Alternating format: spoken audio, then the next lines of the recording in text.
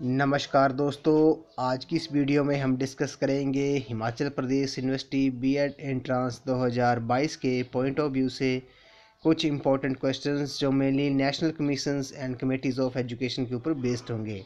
इस वीडियो में हम कुछ क्वेश्चंस भी डिस्कस करेंगे जो नेशनल कमीशन और कमेटीज़ ऑन एजुकेशन के ऊपर बेस्ड होंगे। और मेनली आज की इस वीडियो में हम जितनी भी कमेटियाँ और कमीशंस हैं उन सभी को डिस्कस करेंगे। तो एक ही वीडियो में आपको अब सभी कमीशंस और कमेटीज़ मिल जाएंगी। तो फ्रेंड्स, वीडियो को शुरू करने से पहले अगर आप चैनल पे पहली बार विजिट कर रहे हो तो चैनल को सब्सक्राइब कर दें।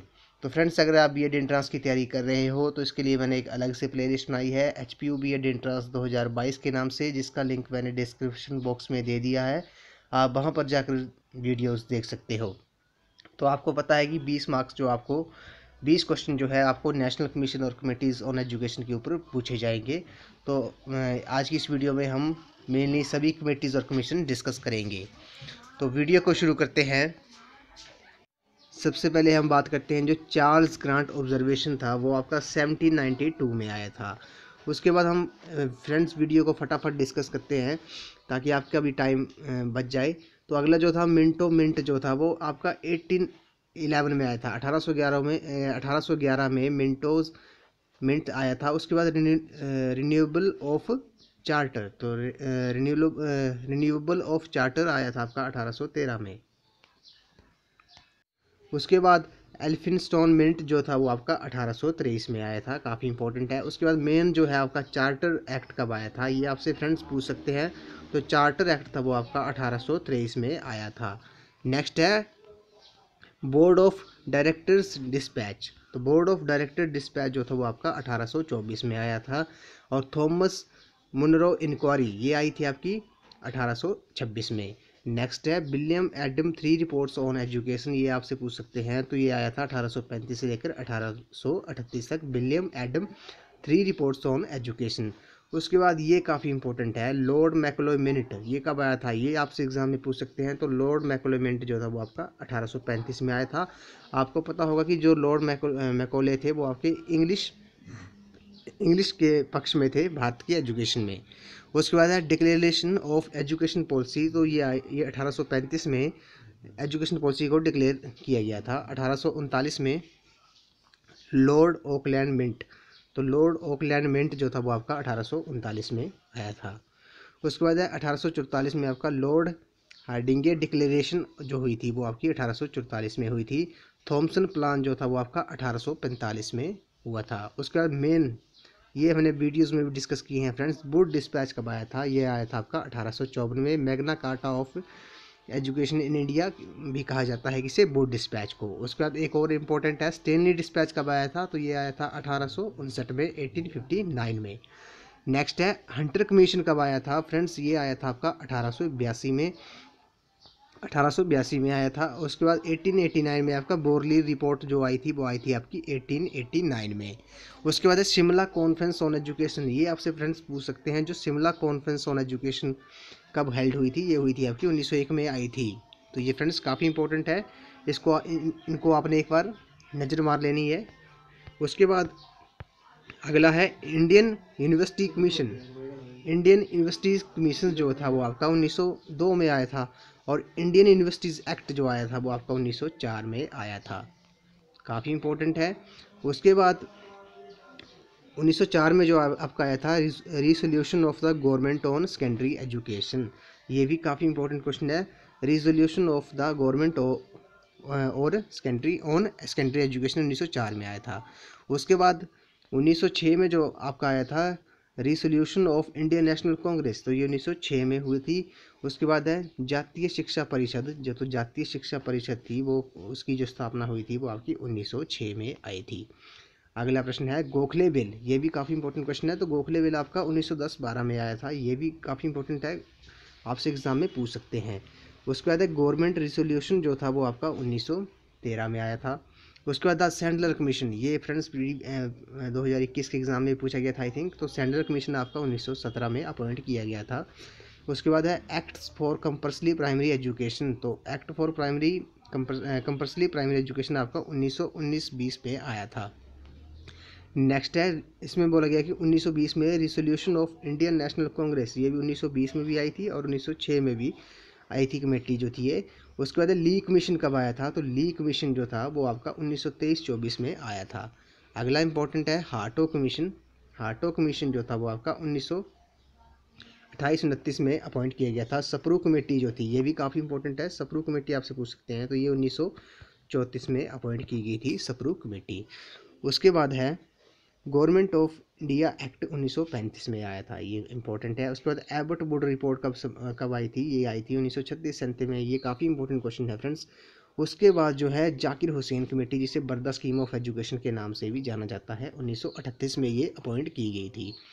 उसके बाद the UP universities committee, the UP universities committee जो थी वो आपकी 1938-40 में आई थी। उसके बाद है सैयद महमूद कमेटी जो थी वो आपकी 1939 में, और सार्जेंट रिपोर्ट जो थी वो आपकी 1944 में आई थी। कब आई थी, 1944 में।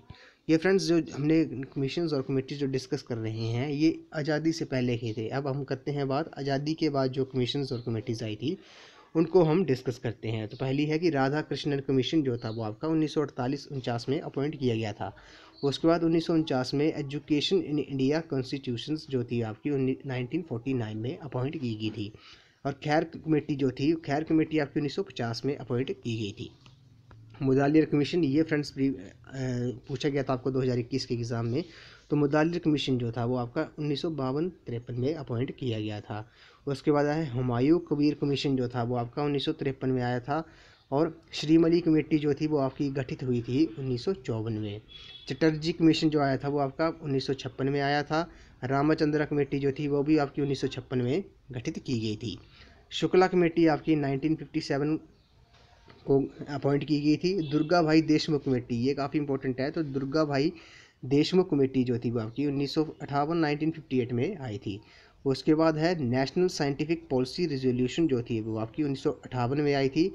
और डी.बी. देशमुख कमेटी, ये भी काफ़ी इंपॉर्टेंट है, डी.बी. देशमुख कमेटी जो थी वो आपकी 1959 में आई थी। अगली जो मेनली मोस्ट इंपॉर्टेंट कमेटी है कुंजरू कमेटी, ये आई थी 1959 में अपॉइंट की गई थी कुंजरू कमेटी जो थी।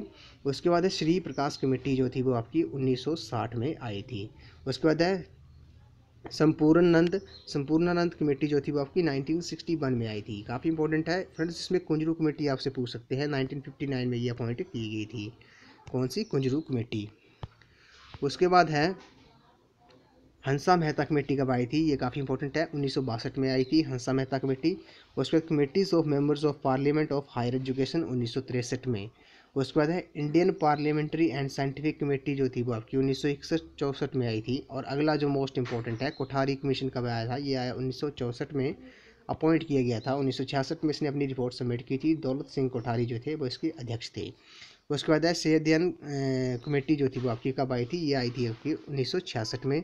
अगला है committees of members of parliament on education 1967 में।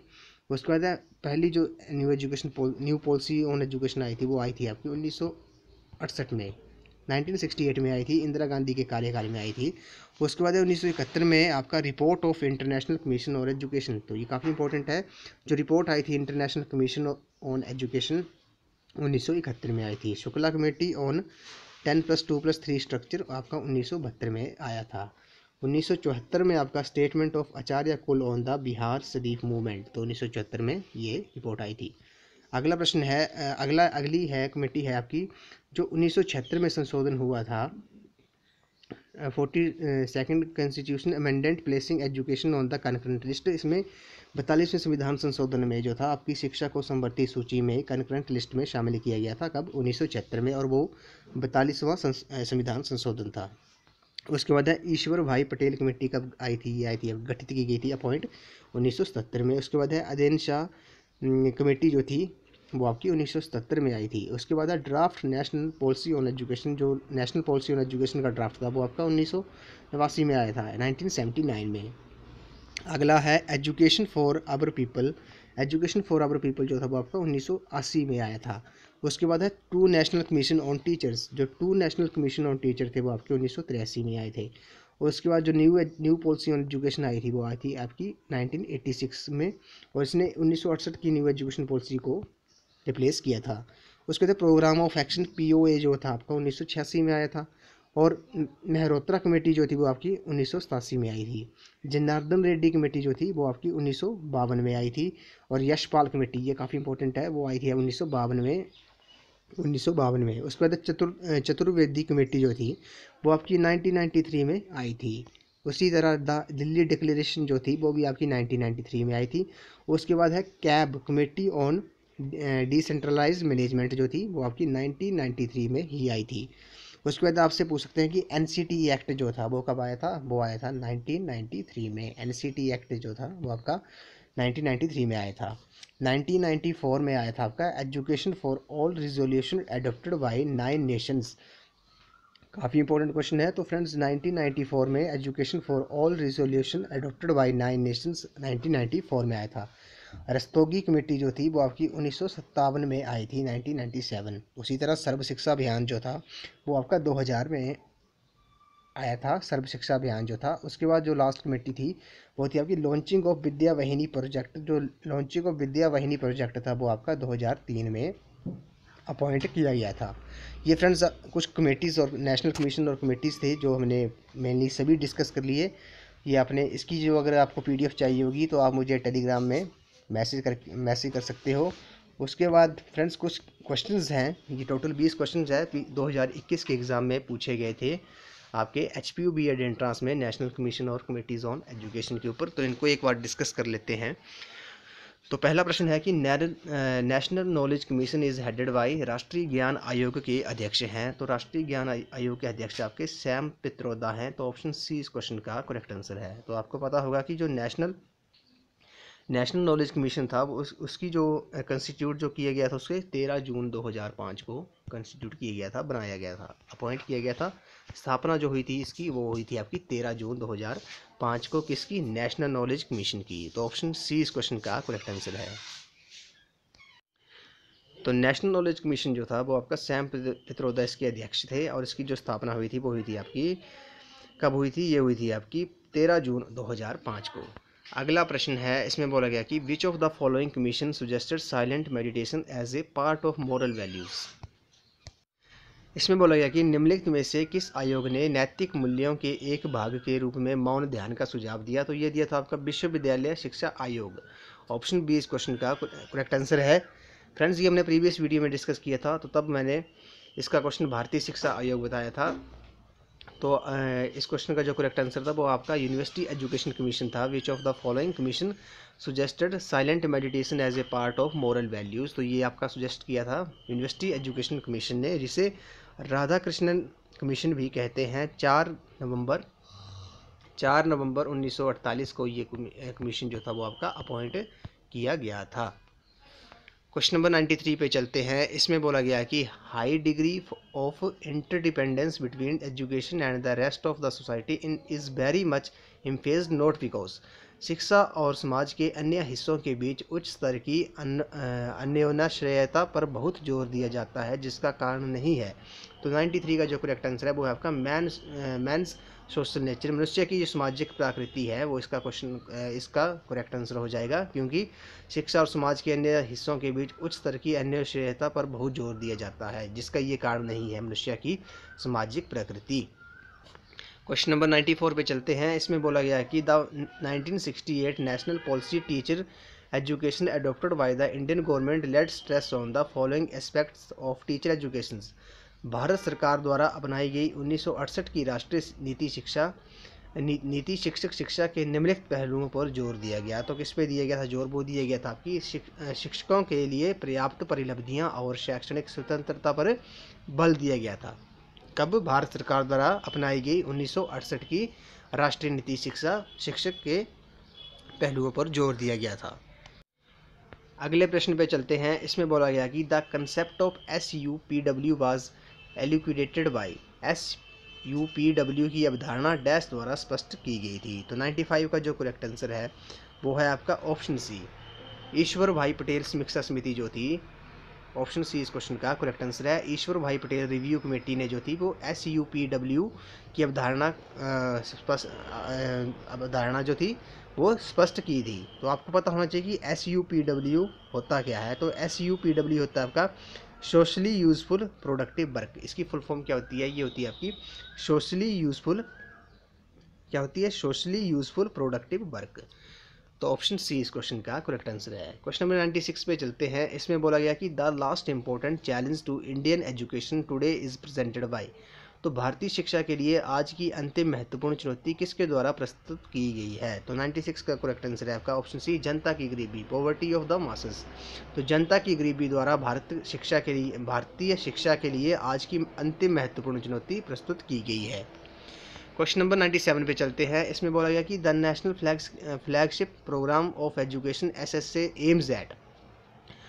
तो क्या बोला गया कि शिक्षा के राष्ट्रीय प्रमुख कार्यक्रम SSA यानी कि सर्व शिक्षा अभियान का उद्देश्य है। काफ़ी इंपॉर्टेंट क्वेश्चन है। तो 97 का जो करेक्ट आंसर है वो है आपका यूनिवर्सलाइजेशन ऑफ, क्या होगा?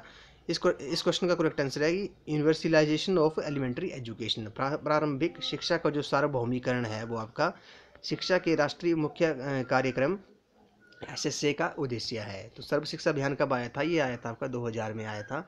इसका जो मेन उद्देश्य था वो था आपका प्रारंभिक शिक्षा का सार्वभौमिकरण करना था। तो ऑप्शन बी इस क्वेश्चन का करेक्ट आंसर है। क्वेश्चन नंबर 98 पे चलते हैं। इसमें बोला गया कि refresher courses for teacher education in secondary level are conducted by. माध्यमिक स्तर पर शिक्षक शिक्षा के लिए पुनश्चर्या पाठ्यक्रम निम्न द्वारा संचालित किए जाते हैं। तो 98 का जो करेक्ट आंसर है वो है आपका ऑप्शन ए। ऑप्शन ए जो है स्टेट इंस्टीट्यूट ऑफ एजुकेशन, राज्य शिक्षा संस्थान जो है वो आपका माध्यमिक स्तर पर शिक्षक शिक्षा के लिए पुनश्चर्या पाठ्यक्रम संचालित करता है राज्य शिक्षा संस्थान। तो ऑप्शन ए इस क्वेश्चन का करेक्ट आंसर है। क्वेश्चन नंबर 99 पे चलते हैं। इसमें बोला गया कि NUEPA is concerned with. NUEPA का संबंध किससे है? तो न्यूपा आपको पता होना चाहिए। जो न्यूपा है इसकी जो फुल फॉर्म है वो आपकी national university of education planning. क्या है न्यूपा की full form? National university of education planning. तो अर्लियर नोन एज, पहले इसे नाइपा के नाम से जाना जाता था। न्यूपा को पहले किस नाम से जाना जाता था? ये जाना जाता था आपका नाइपा के नाम से, नाइपा के नाम से जाना जाता था। तो इसकी जो फुल फॉर्म है वो आपकी national institute and education planning and administration, जो आपकी नाइपा की फुल फॉर्म थी। तो न्यूपा का जो संबंध है वो किससे था? वो था आपका शैक्षिक योजना के साथ, एजुकेशनल प्लानिंग के साथ न्यूपा का संबंध था। NUEPA is concerned with education planning. तो न्यूपा की फुल फॉर्म क्या बताई मैंने आपको? National university of education planning. और पहले इसे नाइपा के नाम से जाना जाता था। तो नाइपा के नाम से जाना जाता था तो उसकी फुल फॉर्म थी आपकी national institute and education planning and administrative. तो ऑप्शन डी इस क्वेश्चन का करेक्ट आंसर है। न्यूपा का संबंध आपका शैक्षिक योजना से है। क्वेश्चन नंबर 100 पे चलते हैं। इसमें बोला गया कि who have signed MOU for recognition of teacher education in special education programme in India. Bharat में विशेष शिक्षा कार्यक्रम में शिक्षक शिक्षा की मान्यता के लिए किसने समझौते ज्ञापन पर हस्ताक्षर किए? तो ये किया है RCI और NCTE ने। भारत में विशेष शिक्षा कार्यक्रम में शिक्षक शिक्षा की मान्यता के लिए समझौते पर ज्ञापन पर जो हस्ताक्षर किए वो आपके RCI और NCTE ने की थे। तो आपको पता होना चाहिए फ्रेंड्स कि RCI क्या है। तो RCI होती है आपकी रिहेबिलाइजेशन काउंसिल ऑफ इंडिया। इसकी फुल फॉर्म होती है आपकी RCI की फुल फॉर्म होती है आपकी रिहेबिलाइजेशन काउंसिल ऑफ इंडिया। और NCTE national council of teacher education के बीच जो हुआ था एक MOU साइन हुआ था भारत में विशेष शिक्षा कार्यक्रम में शिक्षक शिक्षा की मान्यता के लिए समझौते पर हस्ताक्षर किए गए थे। क्वेश्चन नंबर 101 पे चलते हैं। इसमें बोला गया कि who of the following setup महिला Arya Samaj to improve women education. निम्नलिखित में से किसने महिला शिक्षा में सुधार के लिए महिला आर्य समाज की स्थापना की? तो 101 का जो करेक्ट आंसर है वो है आपका ऑप्शन ए। पंडिता रमाबाई ने जो महिला शिक्षा में सुधार के लिए महिला आर्य समाज की स्थापना की थी। आपसे पूछ सकते हैं कि महिला आर्य समाज की स्थापना किसने की थी, किसके लिए? महिला शिक्षा में सुधार के लिए। तो पंडिता रमाबाई ने ये स्थापना की थी। तो ऑप्शन ए इस क्वेश्चन का करेक्ट आंसर है। क्वेश्चन नंबर 102 है। इसमें बोला गया कि one of the following organisations was not associated with national education movement in the earlier 20th century. तो 20वीं सदी की शुरुआत में निम्नलिखित संगठनों में से एक राष्ट्रीय शिक्षा आंदोलन से जुड़ा नहीं था। तो कौन सा संगठन जो वो राष्ट्रीय शिक्षा आंदोलन से जुड़ा नहीं था? अगला प्रश्न है। इसमें बोला गया कि 20वीं सदी की शुरुआत में निम्नलिखित संगठनों में से एक राष्ट्रीय शिक्षा आंदोलन से जुड़ा नहीं था। तो 102 का जो करेक्ट आंसर है वो आपका वरिंदर कुमार घोष की अनुशीलन समिति जो थी वो आपकी 20वीं सदी की शुरुआत में राष्ट्रीय शिक्षा आंदोलन से जुड़ी नहीं थी। तो ऑप्शन डी इस क्वेश्चन का करेक्ट आंसर है। क्वेश्चन नंबर 103 पे चलते हैं। इसमें बोला गया कि निम्नलिखित में से किस समिति ने शिक्षक शिक्षा कार्यक्रम में सुधार के लिए सिफारिश की थी। तो which of the following committee recommended for improvement of teacher education programme.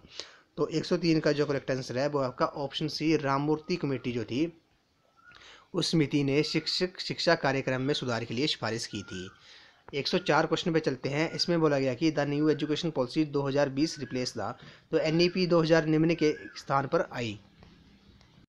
अगला प्रश्न है NEP 2020 निम्न के स्थान पर आई। तो न्यू एजुकेशन पॉलिसी 2020 जो है वो लागू हो चुकी है, वो किसके स्थान पर आई है, वो आई आपकी राष्ट्रीय शिक्षा नीति 1986 पे। तो इसका जो पैटर्न है न्यू एजुकेशन पॉलिसी 2020 का वो है आपका 5+3+3+4। तो न्यू एजुकेशन पॉलिसी 2020 ने रिप्लेस किया है राष्ट्रीय शिक्षा नीति 1986 को। क्वेश्चन नंबर 105 है। इसमें बोला गया कि the main reason for non achievement of full literacy in India is, Bharat में पूर्ण साक्षरता प्राप्त न होने का मुख्य कारण क्या है। तो 105 का जो करेक्ट आंसर है वो है आपका ऑप्शन डी, लक्ष्य प्राप्त करने की इच्छा की कमी जो है वो भारत में पूर्ण साक्षरता प्राप्त न होने का मुख्य कारण है, lack of will to achieve the goal. 106 question पे चलते हैं। इसमें बोला गया कि what is the full form of RPWD act 2016। तो RPWD अधिनियम 2016 का पूर्ण नाम क्या है। तो इसका जो पूरा नाम है वो आपका the rights of person with disabilities act 2016। तो RPWD एक्ट जो है उसकी फुल फॉर्म है the rights of person with disabilities RPW act 2016। तो ऑप्शन डी इस क्वेश्चन का करेक्ट आंसर है। क्वेश्चन नंबर 107 पे चलते हैं। इसमें बोला गया कि what is another suggested name of children with special needs mentioned in NEP 2020। तो NEP 2020 में उल्लिखित विशेष आवश्यकता वाले बालकों का एक अन्य सुझाया गया नाम है, तो ये है आपका दिव्यांग बालक। पहले इन्हें विकलांग बालक के नाम से जाना जाता था। तो न्यू एजुकेशन पॉलिसी 2020 में उल्लिखित विशेष आवश्यकता वाले बालकों को एक नाम सुझाया गया जिसका नाम है आपका दिव्यांग बालक। ऑप्शन ए इस क्वेश्चन का करेक्ट आंसर है। क्वेश्चन नंबर 108 है। इसमें बोला गया कि the idea of basic education is propounded by. तो बेसिक शिक्षा का विचार किसके द्वारा प्रतिपादित किया गया। तो 108 का जो करेक्ट आंसर है वो है आपका ऑप्शन सी, महात्मा गांधी द्वारा बेसिक शिक्षा का विचार प्रतिपादित किया गया था। The idea of basic education is propounded by Mahatma Gandhi. Question number 109 है। इसमें बोला गया कि the national council of education research and training was established in. NCERT की जो स्थापना हुई थी वो कब हुई थी। राष्ट्रीय शैक्षिक अनुसंधान और प्रशिक्षण परिषद की स्थापना हुई थी आपकी 1961 में। ऑप्शन ए इस क्वेश्चन का करेक्ट आंसर है। इस वीडियो का लास्ट क्वेश्चन है। इसमें बोला गया कि state expenditure of 6% of GDP pass recommended by. GDP के 6% के राज्य व्यय की सिफारिश किसके द्वारा की गई थी। तो state expenditure of 6% of GDP was recommended by, तो ये की गई थी कोठारी आयोग 1966 द्वारा। आपको पता होगा कि कोठारी कमीशन जो था उसने GDP के 6% के राज्य व्यय की सिफारिश की गई थी। 1964 में ये कोठारी कमीशन आया था। 1966 में इसने अपनी रिपोर्ट सबमिट की थी। दौलत सिंह कोठारी इसके अध्यक्ष थे। तो फ्रेंड्स आज की वीडियो में बस इतना ही। आई होप आपको वीडियो पसंद आई होगी। तो वीडियो को लाइक शेयर एंड सब्सक्राइब कर दें। तो अगर आपको इसकी PDF चाहिए हो तो आप मुझे टेलीग्राम पे मैसेज कर सकते हो जिसका लिंक मैंने दिया है। तो फ्रेंड्स आज की वीडियो में बस इतना ही। तो थैंक यू फ्रेंड्स।